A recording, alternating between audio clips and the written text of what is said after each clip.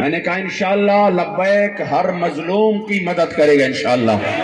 اور ہر ظالم کا گریبان پکڑے گا انشاءاللہ۔ لبیک کبھی کسی ظالم کا ساتھ نہیں دے گا، ورنہ یہ جو موجودہ سینٹ الیکشن تھا بڑے رابطے ہو رہے تھے، مجھ سے بھی ہو رہے تھے کہ آپ ذرا اپنے امیر صاحب کو کہہ دے یہ ہوگا وہ ہوگا۔ ایک بندہ جو اپنے آپ کو بڑا عاشق رسول کہتا ہے، انہوں نے کہا میں آپ کو بڑا جو ہے نا آفر دے رہا ہوں، آپ کا سینٹ اور آپ کے نعرے بھی سینٹ میں لگیں گے، لیکن اس کے لیے اور پھر آپ کے بندوں کو حلقے کے لیے پیسے بھی ملیں گے، لیکن صرف اتنا کرے کہ ہمارا آپ کیا کرے، سپورٹ کرے، ہمیں ووٹ دے۔ تو ہم ٹیکنوکریٹ میں آپ کو سپورٹ کریں گے اور آپ جنرل میں ہمیں سپورٹ کریں گے، آپ کا سینیٹر بھی جائے گا اور ہمارا سینیٹر بھی جائے گا۔ تو یقین کریں میں نے ان کو جواب دیا، میں نے کہا میں جواب دوں آپ کو؟ تو انہوں نے کہا نہیں اپنے امیر صاحب کو۔ میں نے کہا اسی کی ترجمانی کروں گا۔ انہوں نے کہا تم کیسے کر سکتے ہو؟ میں نے کہا ہمیں اپنے امیر پر فخر ہے کہ وہ کبھی مجھے اس طرح کی بات نہیں کر سکتے۔ انہوں نے کہا پھر بھی آپ ہماری طرف سے۔ میں نے کہا آپ ہماری طرف سے نہیں، میں تحریک کی طرف سے ہوں، اور میں حضور قبلہ امیر المجاہدین کے فکر کے ہم امین ہیں۔ ہم کیسے سوچ بھی سکتے ہیں کہ ہم ظالم کے کندھوں پر آ جائے؟ جب میں نے اپنے امیر سے رابطہ کیا، میں نے کہا اس طرح، اور انہوں نے کہا ہاں میرے ساتھ بھی رابطے ہو رہے ہیں۔ تو میں نے کہا جواب کیا ہے؟ تو آپ نے کہا انہیں کہنا کہ ہم ظالم کے کندھوں پر نہیں، ہم اسلام کی طاقت پر آئیں گے۔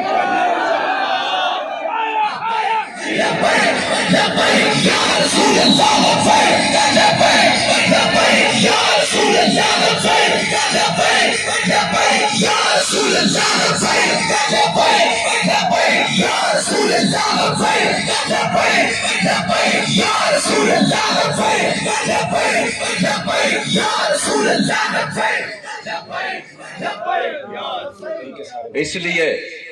آج میں آپ کو ایک بات یہاں پر واضح کر دوں کہ قبلہ امیر المجاہدین تو اپنے جو ان کے حصے کا کام تھا وہ تو آپ الحمدللہ کر گئے ہیں۔ اب ہمارے جو ذمہ داریاں ہیں وہ ہم نبھائے۔ انہوں نے جو مشن ہمیں دیا تھا اس مشن کے لیے ہم میدان میں رہیں، چاہے کچھ بھی ہو جائے ہمیں کوئی پرواہ نہیں۔ حضور کے دین کے لیے خدا کی قسم جتنی بھی مصیبتیں اور تکالیف سامنے آ رہی ہیں، ہمیں تو اس میں مزہ آ رہا، کیونکہ انہی مصیبتوں میں تو میرے کریم آقا صلی اللہ علیہ وسلم ان کی طرف سے نگاہ ناز جو شامل ہے۔ کوئی بھی آپ کسی بھی بندے کے لیے یہاں پہ تکلیفیں اٹھاؤ، خواہ وہ زرداری ہو، نواز ہو، فلاں ہو، جب آپ ان کے لیے تکلیفیں اٹھاتے ہیں تو پھر وہ آپ کا خصوصی خیال رکھتے ہیں۔ تو پھر جن کے لیے ہم جیلیں کاٹے، جن کے لیے ہم میدان میں نکلے، اور جن کے دین کے سربلندی کے لیے ہم اپنے مال و متاع سے بے پرواہ ہو کر حضور کے دین کے لیے خالصتاً نکلے، خدا کی قسم پھر میرے مصطفی کریم کا نگاہ ناز ہو جاتا ہے، کیونکہ پھر وہ کریم ہے۔ تو آیا نظر تے کیوں بد نصیبہ، ہزارہ رنگا وچ رنگے دے محمد۔ پھر ہمیں کوئی پرواہ نہیں ہے ان کی، ہمیں اس طرف سے صرف ایک نگاہ ناز مل جائے تو خدا کی قسم دنیا میں بھی اور آخرت میں بھی بیڑا پار ہے۔ اس لیے قبلہ امیر المجاہدین جو سبق آپ نے دیا ہے، ہمیں اس سبق کو یاد کرنا ہے، اور ہمیں کسی بھی صورت اب اس مشن سے پیچھے نہیں ہٹنا، اور نہ پیچھے ہٹنے کی کوئی صورت ہے۔ آپ فرماتے تھے نا مر ہی جاؤں میں اگر اس در سے جاؤں 2 قدم، کیا بچے بیمار غم قرب مسیحا چھوڑ کر،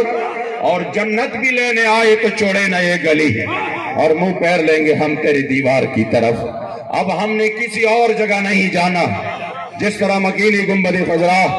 میرے کریم آقا صلی اللہ علیہ وسلم کے طرف حضور امیر المجاہدین نے ہمارے سمت متعین کی ہے، چاہے دنیا ادھر سے ادھر ہو جائے، ادھر سے ادھر ہو جائے، ہر صورت میں ہم نے اپنے نگاہ میرے کریم آقا کی طرف رکھنا۔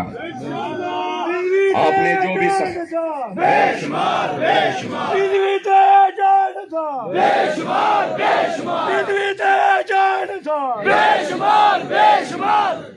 بالخصوص وہ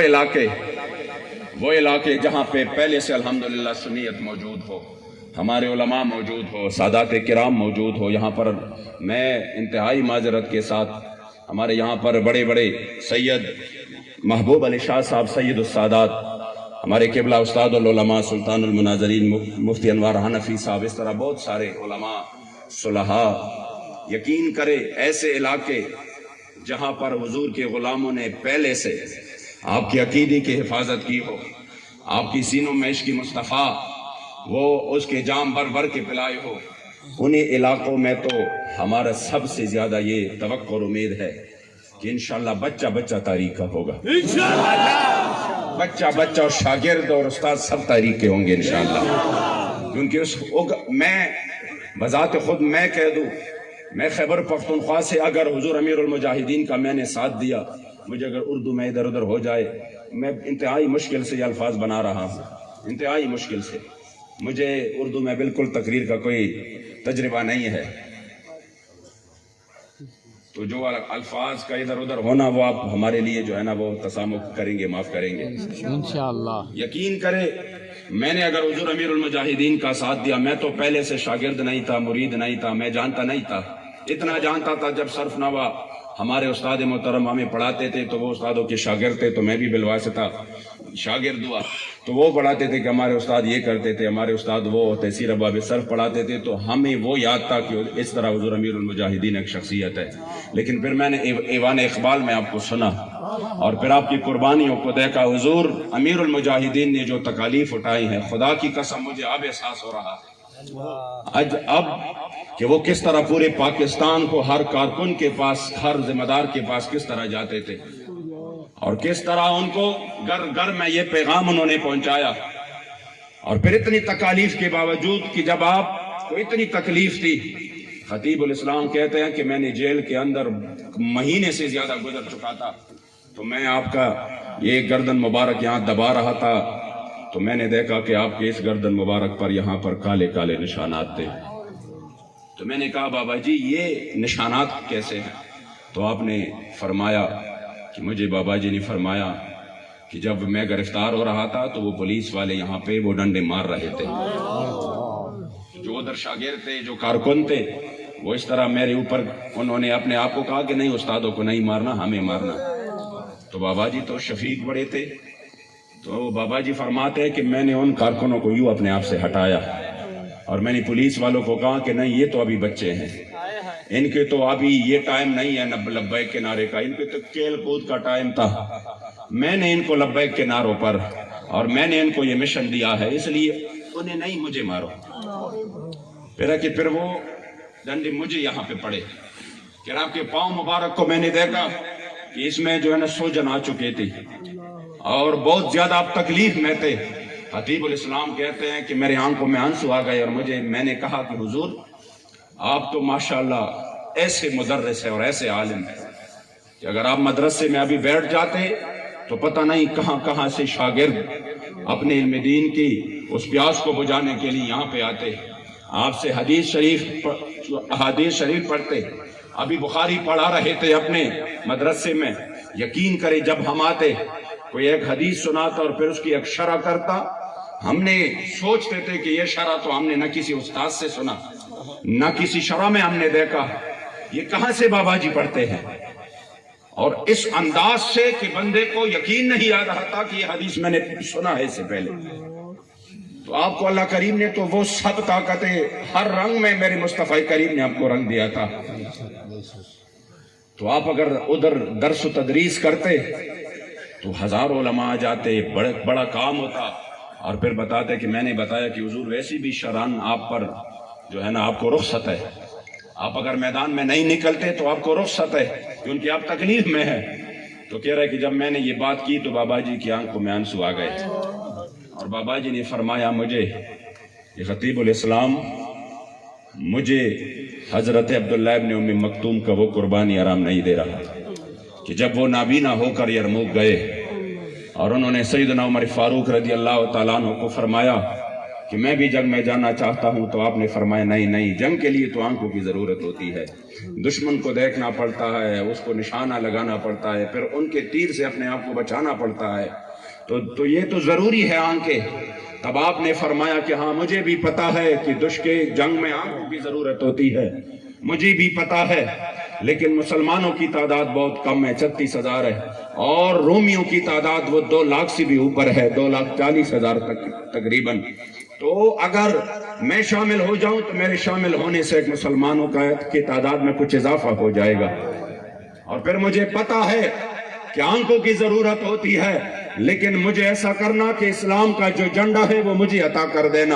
اور مجھے ایک اونٹنی پر بٹھا دینا، تو میں اس جھنڈے کو اپنے سینے سے لگا کر اس اونٹنی کو سب لشکر کے آگے کر دینا. مجھے کیا پتا کوئی کہاں سے تیر مار رہا ہے، کوئی کہاں سے آ رہا ہے، میں بے خوف خطر ہو کر اسلام کے جھنڈے کو یوں اپنے سینے سے لگا کر آگے بڑھوں گا. پیچھے لشکر کو حوصلہ مل جائے گا کہ ہمارا پرچم بلند ہے، ہمارا علم بلند ہے اور آگے جا رہا ہے، وہ بھی آگے جائیں گے، لشکر کو حوصلہ ملے گا. اسی انداز میں انہوں نے اسلام کا جھنڈا اپنے سینے سے لگا کر نابینا ہو کر میدان میں نکلے اور آگے جا رہے تھے. اور جب شہداء کے جسم کو تلاش کیا گیا تو آپ کا جسم مبارک سب سے نیچے تھا، اور اسی وقت جب آپ کی روح پرواز کر چکے تھے، آپ شہید ہو چکے تھے، تب بھی آپ نے اسلام کی جھنڈے کو اپنے سینے سے جدا نہیں رکھا پر اپنے سینے کے پاس ہی رکھا.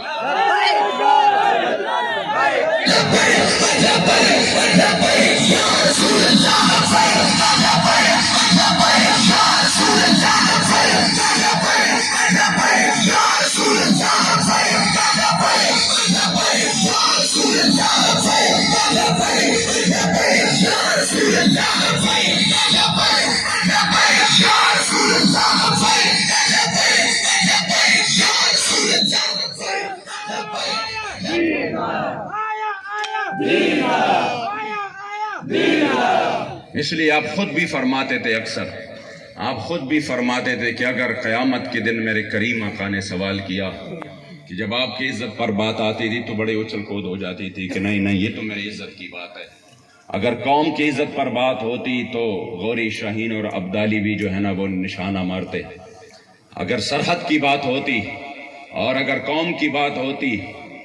تو جب میرے عزت و ناموس پر وار کیے گئے تو پھر آپ کی یہ طاقتیں کہاں پڑتی، پھر آپ کی جوانی کہاں پڑتی، تو پھر ہم کیا جواب دیں گے ادھر. اس لیے مسلمانوں، میرے کریم آقا کے غلاموں، اب آپ نے انشاءاللہ تعالی حضور کے دین کے لیے میدان میں نکلنا ہے، اور انشاءاللہ جو بھی ہمارے قائد ہمیں حکم دیں گے انشاءاللہ ہم اس کے ہر حکم پر لبیک کہیں گے. اپنے علاقوں میں انشاءاللہ تنظیمی طور پر مضبوط ہو جائیں گے انشاءاللہ. ہر بندہ اپنے استطاعت کے مطابق تحریک کے لیے وقت دے گا انشاءاللہ. ہر بندہ حضور کے دین کے لیے یہ نہ کہے کہ میں قبلہ بابا جان کے لیے یا حضرت امیر محترم کے لیے یا اپنے عمراء کے لیے یا شفیق امینی کے لیے. نہیں نہیں، ہماری تو بات ہی نہیں ہے. مجھے مذاکرات میں ایک وزیر نے کہا کہ میں نے اتنے منتیں کرتے کسی کو نہیں دیکھا جو آپ کے سامنے ہم منتیں کر رہے ہیں، اور میں نے 70 سالہ دور میں کبھی ایسا نہیں دیکھا. میں نے ان کو جواب دیا کہ 70 سالہ دور میں کبھی آپ نے یہ بھی نہیں دیکھا کہ ہم نے اپنے ایک بھی بات نہیں کی، جب بات کی تو حضور کے دین کی بات کی ہے. میں نے کہا اگر ہمیں کوئی چاہیے تو پھر آپ کہے، ہمارے طرف کوئی چیز ہو تو آپ کہے ہم پیچھے ہٹ جاتے ہیں اگر ہماری وجہ سے کوئی آپ کو تکلیف ہو یا قوم کو تکلیف ہو. لیکن یہاں تو بات میرے مصطفی کریم کی عزت و ناموس کی ہے. یہاں پر تو انہوں نے سرکاری طور پر گستاخی کی ہے، سرکاری طور پر جواب دینا پڑے گا. اس لیے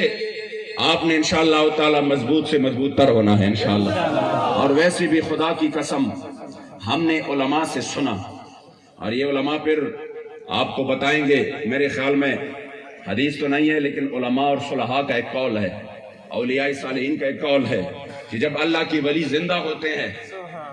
تو وہ مثال اس طرح ہے جیسے تلوار میان میں ہو، لیکن جب وہ وصال فرما جاتے ہیں تو پھر وہ تلوار میان سے باہر نکل آتا ہے. خدا کی قسم حضور قبلہ امیر المجاہدین اب پورے توجہ کے ساتھ ان کے فیض سے الحمدللہ پوری تحریک مستفیض ہو رہی ہے،